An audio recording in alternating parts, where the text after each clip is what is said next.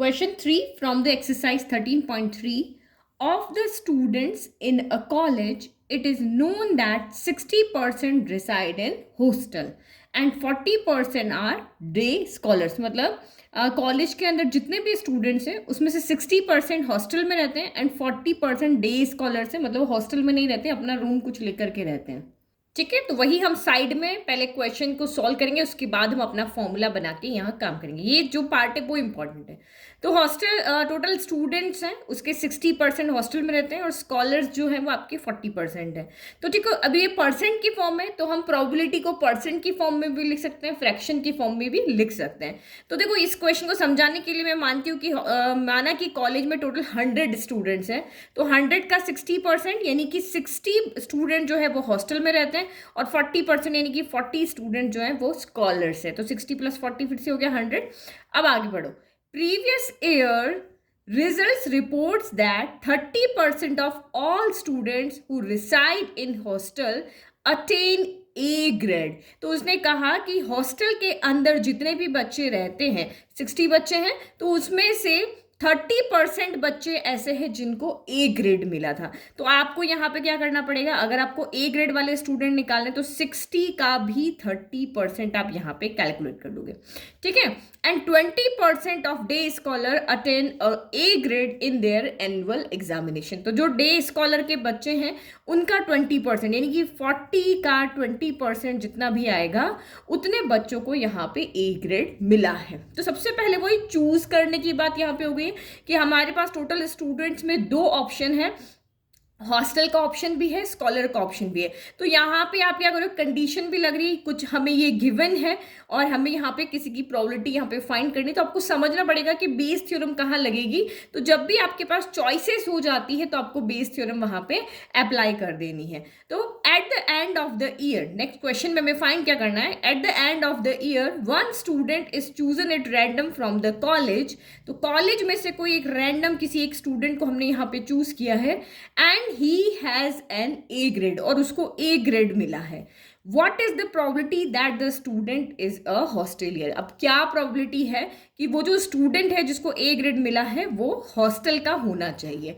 तो हमारे पास जो फेवरेबल आउटकम है वो हॉस्टल में से आएगा, लेकिन पॉसिबल आउटकम क्या होंगे, ये भी होगा, ये भी होगा. ये मैंने आपको थ्योरम में बहुत अच्छे से एक्सप्लेन किया. तो अगर आपको आंसर चाहिए तो आंसर यहाँ पे हॉस्टल का है, तो 60 × 30/100 divided by this plus this, ये और ये हमारा यहाँ पे आंसर आ जाएगा. बिना फॉर्मूले के हमने इसको यहाँ पे समझ लिया. ठीक है, लेकिन जब हम लिखेंगे तब इस तरीके से नहीं करना है. तो इसको हम एक इवेंट E1 मानते हैं, हॉस्टल वाले को E1, इसको E2, और हमें ए ग्रेड वाला एक स्टूडेंट निकालना जो हॉस्टल का, उसको हम ए इवेंट मानते हो. तीनों में फॉर्मूला बना करके इसको सॉल्व करते हैं. तो हमने E1 इवेंट लिया कि student selected is a hosteller, तो वो 60% है, तो उसको हमने फ्रैक्शन में लिखो या पॉइंट में लिखो, दोनों ऐसी होती है. प्रोबेबिलिटी हमेशा 0 से 1 के बीच में होती है. E2 वही कि डे स्कॉलर है तो 0.4 हो गया. अब आपको यहाँ समझना पड़ेगा हमें गिवन क्या है कि वो स्टूडेंट निकालो जिसकी ए ग्रेड आई. तो हमें वो स्टूडेंट पता है कि वो ए ग्रेड वाला है, लेकिन वो इन दोनों में से कौन सा है, ये बात की बात हमें ये गिवन है, और वो कंडीशन अलग है कि वो इसमें से है या इसमें से हॉस्टलर है, वो आप बताओ.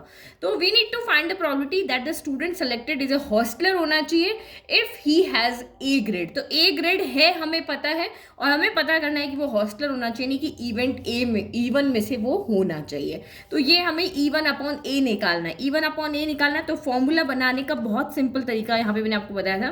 ऊपर क्या आना चाहिए, हॉस्टलर, ये आना चाहिए. तो 60 आपका यहाँ पे क्या था, प्रोबेबिलिटी ऑफ E1, ये 60% क्या, इसी से हम फॉर्मूला बना रहे हैं ना, कहीं पे फॉर्मूला रटने की जरूरत नहीं. प्रोबेबिलिटी ऑफ E1, तो E1 हम पहले से निकाल चुके हैं, अब E1 हमें पता है तो A/E1 आएगा. अब सेम आप नीचे भी वापस यही लिख लो, probability of E1 into probability A/E1, फिर प्लस इसका भी लिखेंगे. तो 40 क्या है, प्रोबेबिलिटी ऑफ E2 है.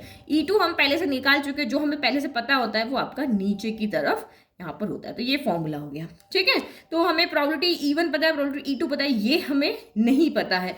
तो यहाँ पे देखो जो हमने कैलकुलेट किया था ना 20/100, 30/100, ये यही तो था प्रोबेबिलिटी A/E1. अगर वो हॉस्टलर है और उसको ए ग्रेड मिला है तो उसकी परसेंट ये थी, अगर वो यहाँ पर स्कॉलर है और उसको ए ग्रेड मिला तो उसकी परसेंट ये थी. ये आपको क्वेश्चन के अंदर गिवन था. तो ये फॉर्मूला हमने बना लिया, इजीली हमने क्वेश्चन भी देख लिया.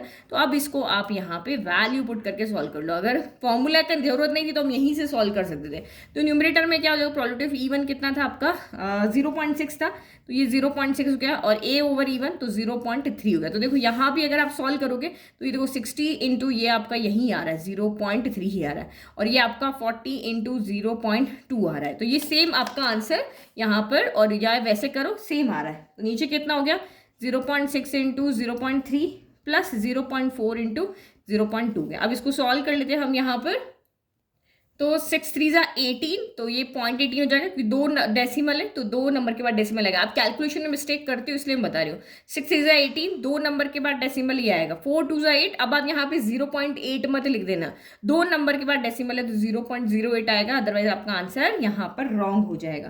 तो ये 0.18 हो गया, और 18 प्लस 8 तो कितना हो गया 26, तो 0. कितना हो गया 26 हो गया। डेसिमल से अगर आप डेसिमल को हटा लो तो 18 ओवर कितना हो गया 26 हो गया। तो आप इसको 2 से कैंसिल करो तो ये 9 हो गया, ये 13 हो गया।